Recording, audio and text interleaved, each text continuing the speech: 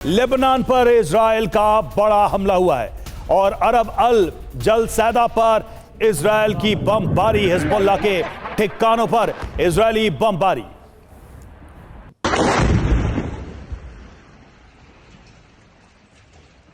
तो लेबनान पर लगातार हमले, हिजबुल्लाह के ठिकानों को इजराइल कर रहा है टारगेट। ये ताजा तस्वीरें सामने आई हैं इजराइल के हमले की।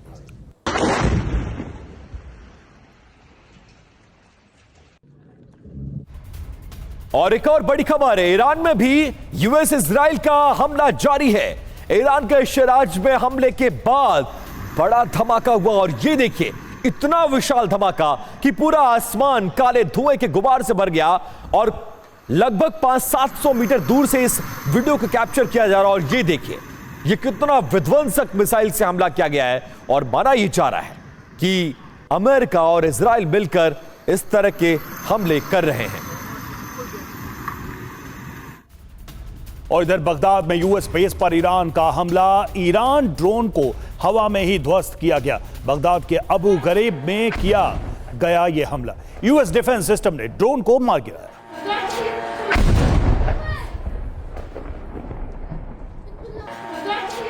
और एक हैरान करने वाली तस्वीर, आसमान में तबाह हो गया ईरान का ड्रोन जो इजराइल को टारगेट कर रहा था।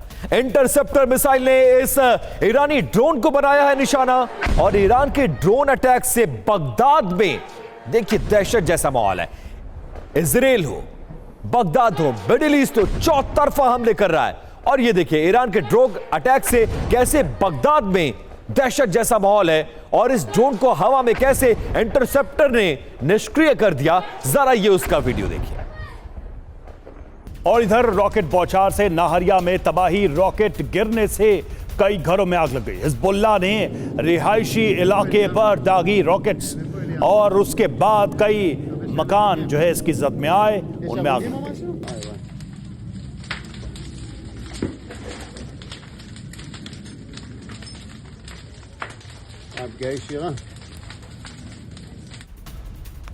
और देखिए खबर यह कि सीरैम डिफेंस सिस्टम ने रोक दिया है ड्रोन को।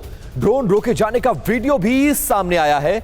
बगदाद के ऊपर ड्रोन को इंटरसेप्ट किया गया और इराक पर ईरान का ड्रोन अटैक नाकामयाब साबित होता नजर आया। ये देखिए, ये ड्रोन बगदाद के शहर को निशाना बनाकर आगे बढ़ा, लेकिन इंटरसेप्टर ने पहले उसको आइडेंटिफाइड किया और इसको कैसे हवा में ही मार गिराया, ये उसकी तस्वीरें।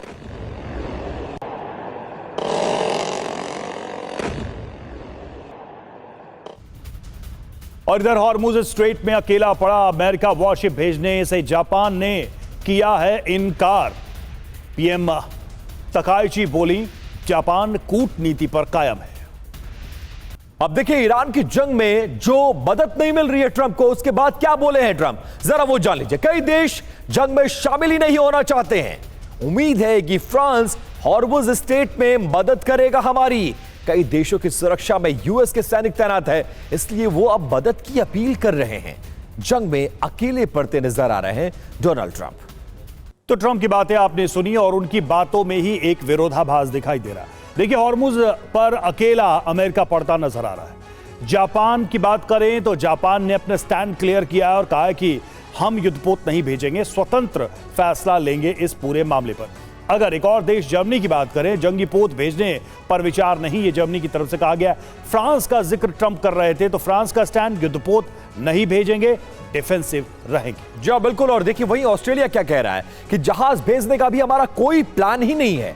साउथ कोरिया ये बोलता नजर आ रहा है कि हम समीक्षा करेंगे, सोचेंगे, लेकिन अभी कोई वादा हमारी तरफ से डोनाल्ड ट्रंप को नहीं है। मतलब साफ है कि डोनाल्ड ट्रंप अकेले पड़ते नजर आ रहे हैं। दरअसल ट्रंप नेटो देशों से खफा क्यों है, इसकी वजह भी अब आपको बताने जा रहे हैं। ट्रंप ने करीब नेटो देशों से अपील की थी कि वो हॉर्मुज स्ट्रेट में अपने युद्धपोत भेजें ताकि बलपूर्वक हॉर्मुज स्ट्रेट को खुलवाया जा सके। लेकिन इसके जवाब में जर्मनी हो, इटली हो, स्पेन समेत 7 देशों ने अपने युद्धपोत भेजने की ट्रंप की अपील को ठुकरा दिया, सामने से मना कर दिया। डोनाल्ड ट्रंप कूटनीतिक मोर्चे पर अलग थलग पड़ते नजर आ रहे हैं। जर्मनी ने साफ तौर पर कहा है कि ये उनका युद्ध नहीं है। स्पेन और इटली ने कहा कि वो ऐसा कुछ नहीं करेंगे जिससे युद्ध और भड़क जाए। वहीं अमेरिका के मित्र देश जापान और ऑस्ट्रेलिया ने भी कह दिया है कि वो युद्धपोत नहीं भेजेंगे।